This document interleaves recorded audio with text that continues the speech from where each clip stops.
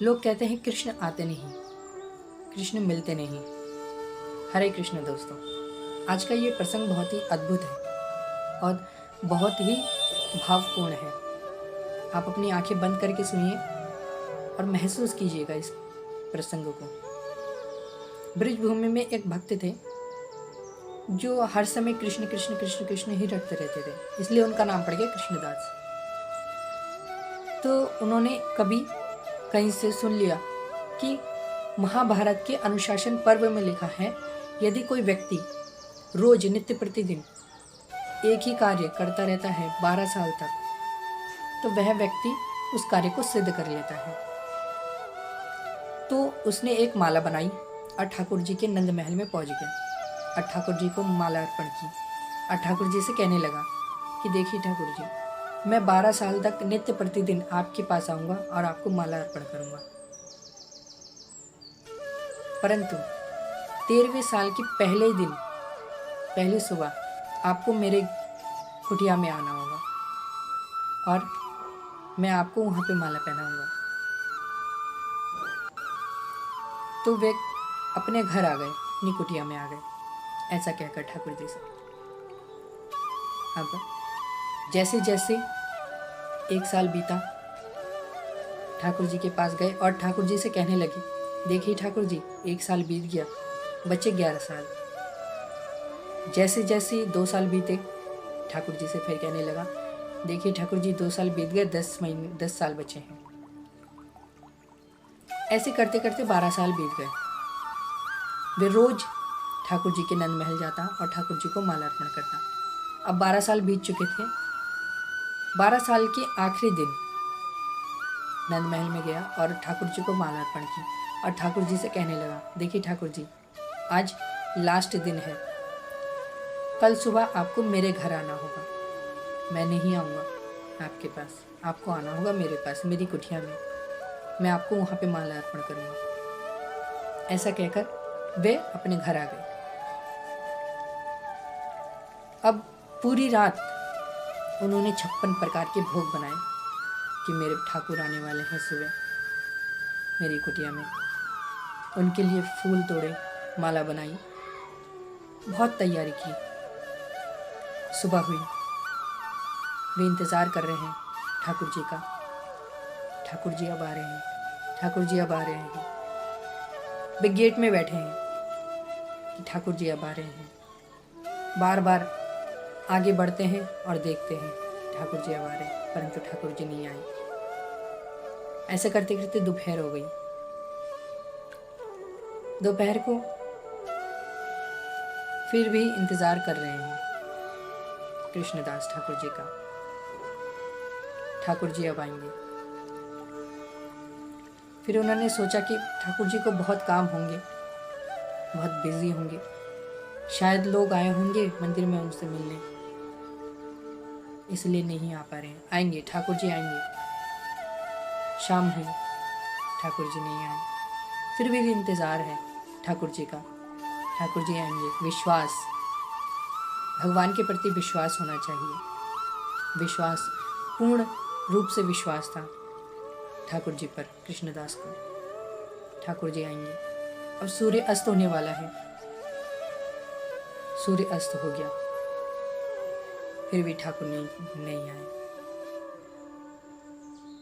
अब कृष्णदास को बहुत गुस्सा आया।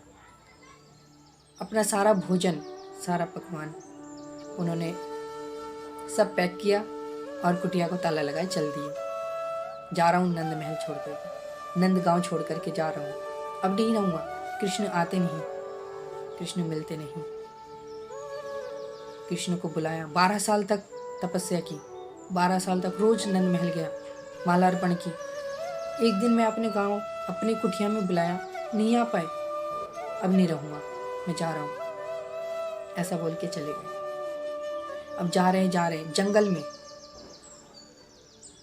एक बहुत बड़ा झुंड आ रहा था गायों का, और पीछे से एक छोटे से बालक ने आवाज़ लगाई, बाबा कहाँ जा रहे हो, किधर जा रहे हो बाबा, रुको तो सही। वे रुके, कृष्णदास रुके और पीछे देखा मुड़ करके, कौन है? देखिए, मोटी मोटी नैन, छोटा सा बालक, पटका पहना हुआ, मुकुट। अब बालक बोल रहा है, बाबा कहाँ जा रहे हो, किधर जाना है आपको? आगे बहुत भयंकर भीड़ आ रही है गायों की, आपको कुचल देगी, आप ना जाए। कृष्णदास कहने लगा, कोई नहीं है, मुझे जाना है, यहाँ से जाना है। कृष्णदास बहुत उदास हो गया था। फिर बच्चे ने जैसे तैसे रोक लिया कृष्णदास को। अब कृष्णदास और बच्चा वहीं पे बैठे हैं ताकि गायों का झुंड आगे जाए और कृष्णदास आगे बढ़े। अब बच्चा कहने लगा, बाबा आपकी बैग से तो बहुत अच्छी सुगंध आ रही है, क्या लेके आए हैं आप? कृष्णदास कहने लगा, मैंने भोजन बनाया था कृष्ण के लिए, आया नहीं। तो बच्चा कहने लगा, मुझे भी बहुत भूख लगी है, क्या आप मुझे खाना देंगे? कृष्णदास कहने लगा, छोटा ही तो है बच्चा, सोच रहा था अपने मन मन, बच्चा छोटा ही है, दे देते हैं। उन्होंने अपना सारा भोजन निकाल के दे दिया उस छोटे से बालक को कि बाबा आप नहीं खिलाएंगे, आप नहीं खाएंगे, आप भी खाइए मेरे साथ। तो कृष्णदास कहने लगा, ठीक है। अब बाबा खुद खाया जा रहा था, कृष्णदास खुद खाया जा रहा था और बालक कह रहा था, बाबा आप मुझे खिलाइए।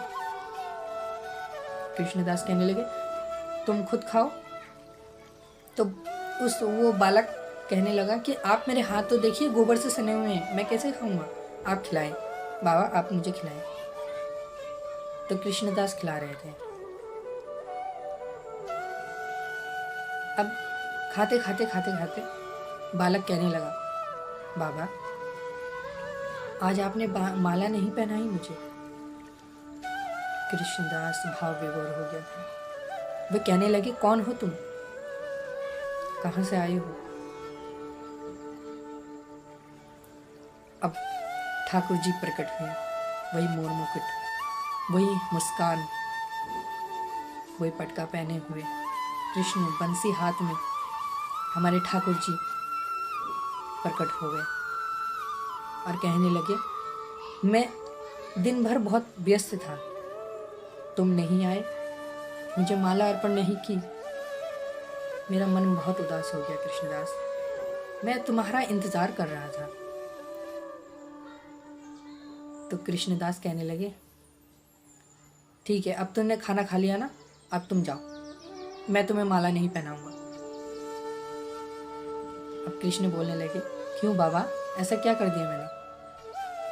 तो कृष्णदास कहने लगे, तुमने मुझे बहुत इंतजार करवाया, मैंने तुम्हारा सोचा कि मैं अपने घर में ही तुम्हें माला पहनाऊंगा, परंतु तुम नहीं आए। 12 साल तक तुम्हारे पास गया, माला पहनाई तुम्हें, एक दिन मेरे पास आने के लिए कहा, तुम नहीं आए, अब नहीं पहनाऊंगा, मैं जा रहा हूँ। कृष्णदास कहने लगे, मैं जा रहा हूँ राधा रानी के पास, उनकी शिकायत करूँगा आपकी। और वे चल दिए। अब कृष्णदास आगे आगे, ठाकुर जी पीछे पीछे, कृष्णदास आगे आगे, ठाकुर जी पीछे पीछे। अब जैसे ही राधा रानी के महल में पहुंचा और क्या देखते हैं कि राधा रानी के स्थान पर हमारे ठाकुर जी खड़े हैं, और पीछे मुड़ के देखा तो ठाकुर जी के स्थान पर हमारे राधा रानी खड़ी हैं। दोस्तों, ठाकुर जी और राधा रानी कोई अलग नहीं है, एक ही है, दोनों एक ही हैं, अलग ना समझे। भक्त के अंदर ठाकुर जी के लिए वो भाव होना चाहिए। ठाकुर जी अवश्य आते हैं, वे हम सबसे एक बराबर प्रेम करते हैं। ठाकुर जी को दिल से बुलाइए, सरल भाव से बुलाइए, ठाकुर जी अवश्य आएंगे।